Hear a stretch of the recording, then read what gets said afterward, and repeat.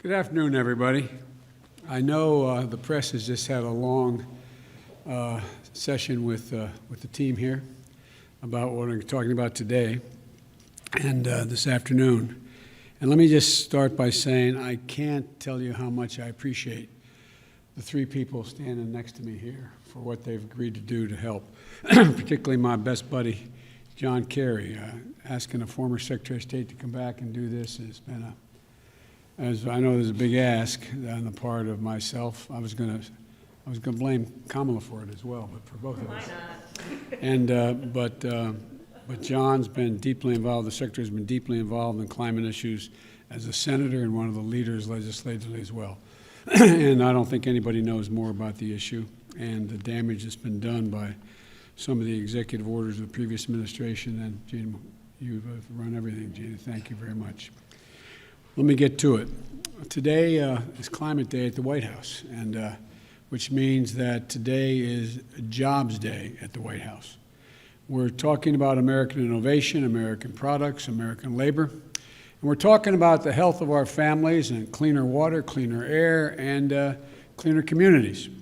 We're talking about national security, America leading the world in a clean energy future. It's a future of enormous hope and opportunity. It's about coming to the moment to deal with this maximum threat that that's now facing us, climate change, with a greater sense of urgency. In my view, we've already waited too long to deal with this climate crisis. We can't wait any longer. We see it with our own eyes, we feel it, we know it in our bones, and it's time to act. And I might note parenthetically, if you notice, the attitude of the American people toward greater impetus on focusing on climate change and doing something about it has increased across the board, Democrat, Republican, Independent. That's why I'm signing today an executive order to supercharge our administration's ambitious plan to confront the existential threat of climate change. It is an existential threat. Last year, wildfires burned more than 5,000 acres in the West, as no one knows better than the Vice President, former Senator from California, an area roughly the size of the entire state of New Jersey.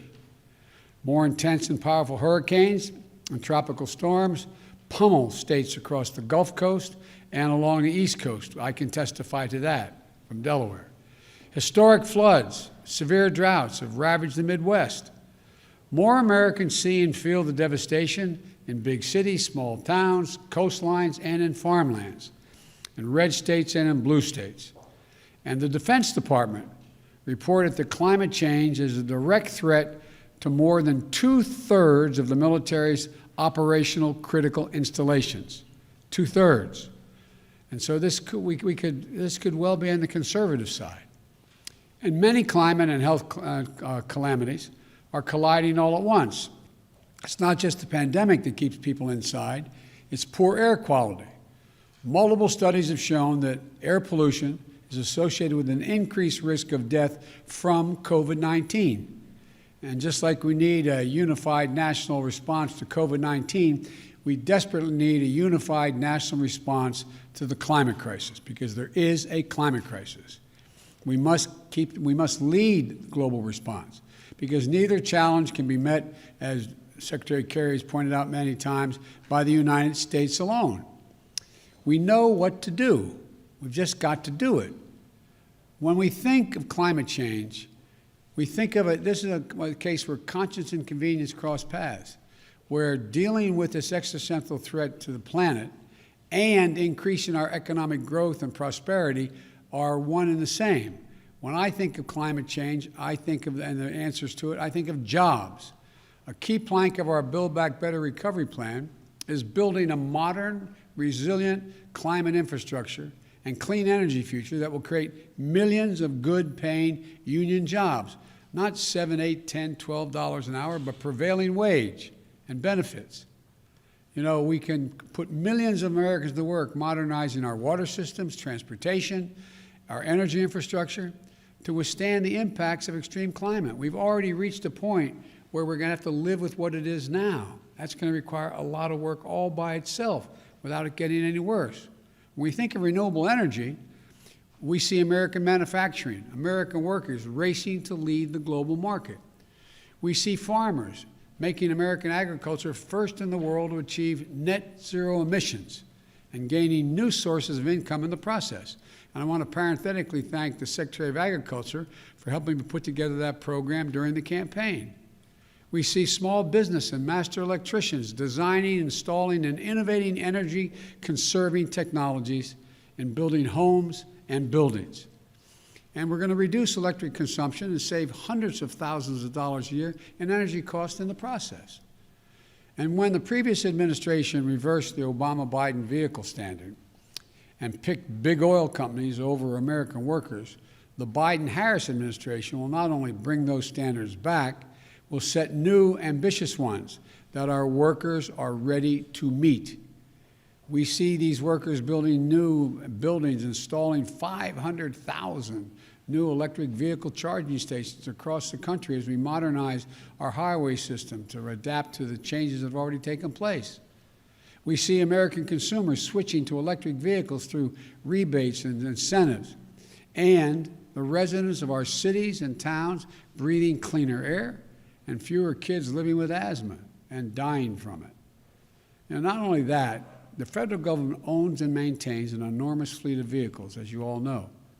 With today's executive order, combined with the Buy American executive order I signed on Monday, we're going to harness the purchasing power of the federal government to buy clean, zero-emission vehicles that are made and sourced by union workers right here in America. With everything I just mentioned, this will mean 1 million new jobs in the American automobile industry, 1 million. And we'll do another thing. We'll take steps towards my goal of achieving 100% carbon pollution-free electric sector by 2035, transforming the American electric sector to produce power without carbon pollution will be a tremendous spur to job creation and economic competitiveness in the 21st century, not to mention the benefits to our health and to our environment. Already, 84% of all new electric capacity planned to come onto the electric grid this year is clean energy. Clean energy. Why? Because it's affordable, because it's clean, because in many cases it's cheaper, and it's where we're keeping up. They're keeping up. We're going to need scientists and national labs, land-grant universities, historical black colleges and universities to innovate the technologies needed to generate, store, and transmit clean electricity across distances, and battery technology and a whole range of other things. We need engineers to design them and workers to manufacture them.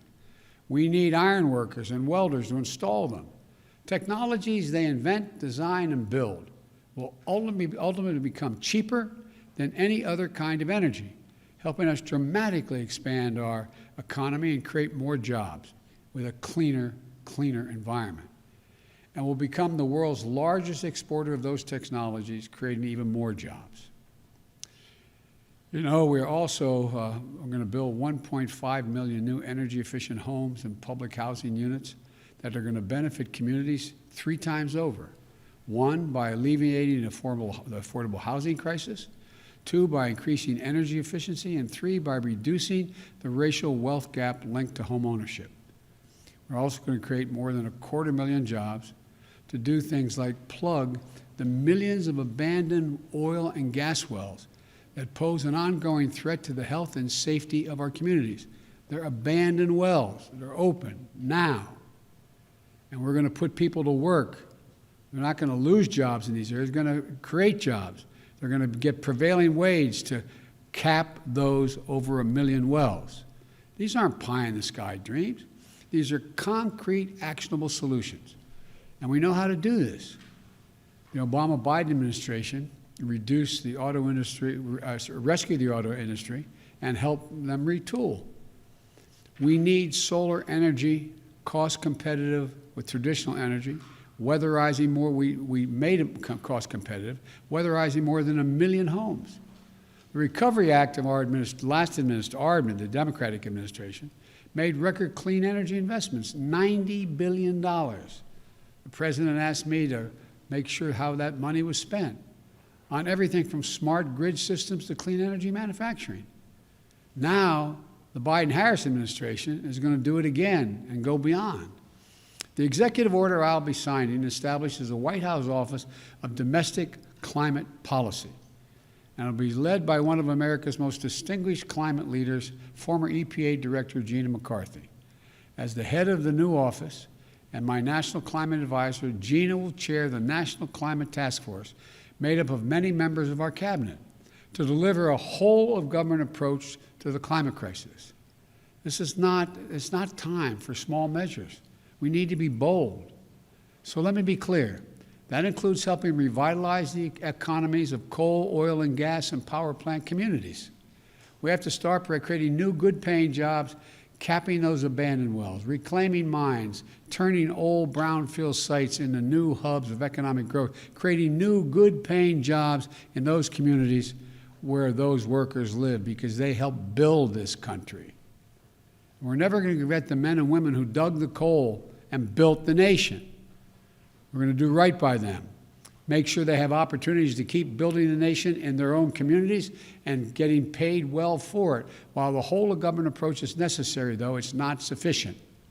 We're going to work with mayors and governors and tribal leaders and business leaders who are stepping up, and the young people organizing and leading the way.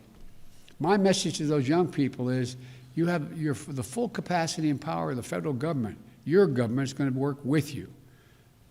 Now, today's executive order also directs the Secretary of the Interior to stop issuing new oil and gas leases on public lands and in offshore waters wherever possible. We're going to review and reset the oil and gas leasing program. Like the previous administration, we'll start to properly manage, unlike it, we're going to start to properly manage lands and waterways in ways that allow us to protect, preserve them, the full value that they provide for us for future generations. Let me be clear, and I know this always comes up. We're not going to ban fracking. We'll protect jobs and grow jobs, including through stronger standards like controls from methane leaks and union workers willing to install the changes. Unlike previous administrations, I don't think the federal government should give handouts to big oil to the tune of $40 billion in fossil fuel subsidies. And I'm going to be going to the Congress asking them to eliminate those subsidies. We're going to take money and invest it in clean energy jobs in America. Millions of jobs in wind, solar, and carbon capture. In fact, today's action is going to help us increase renewable energy production from offshore wind and meet our obligation to be good stewards of our public lands. It establishes a new, modern-day civilian climate corps that I called for when I was campaigning to heal our public lands and make us less vulnerable to wildfires and floods. Look, this executive order I'm signing today also makes it official that climate change will be at the center of our national security and foreign policy.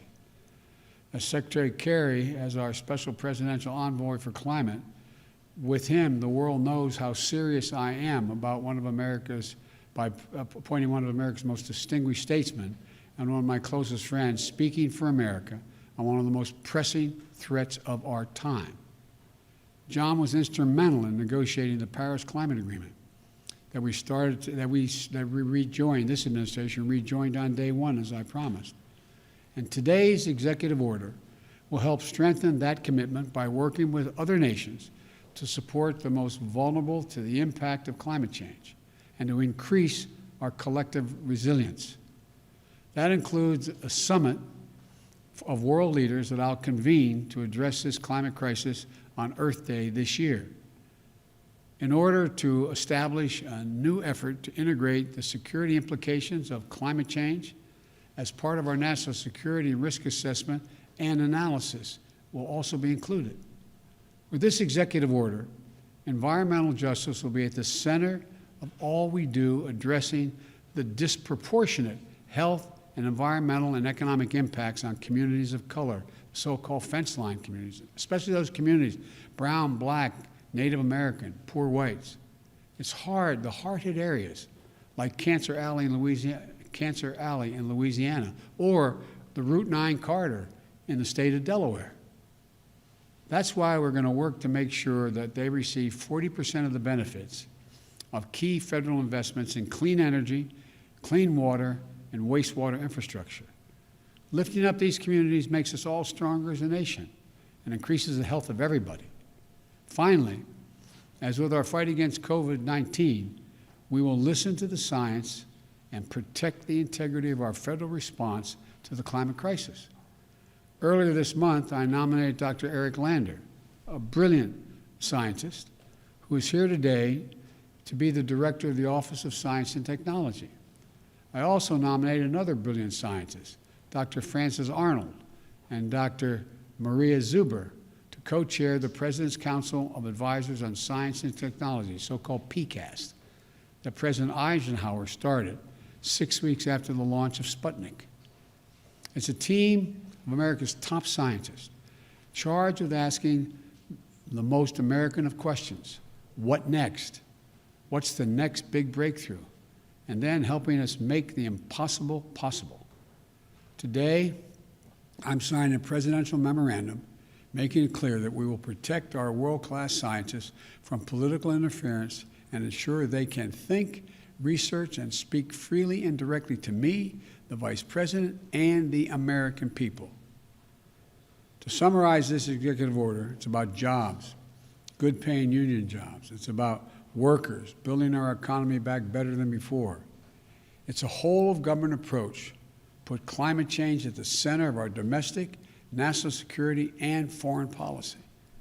It's advancing conservation, revitalizing communities in cities and on the farmlands, and securing environmental justice.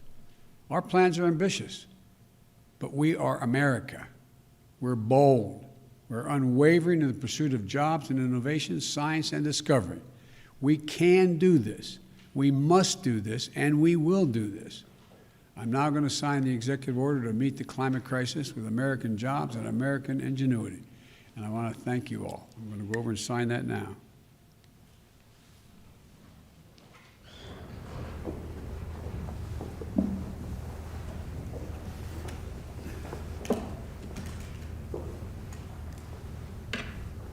Use the right pens here.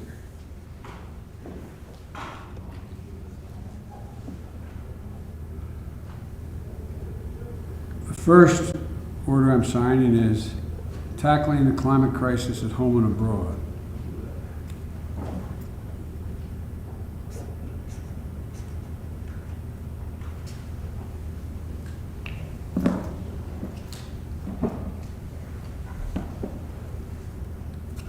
This next one, restoring trust in government through science and integrity and evidence-based policymaking.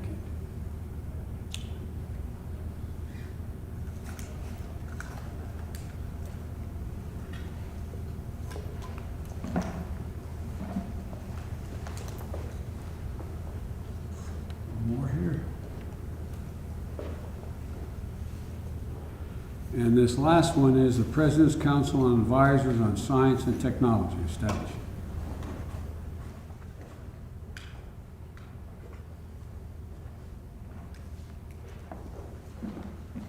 I thank you all for your time. Sir, what kind of advice are you asking Americans today? Thank you.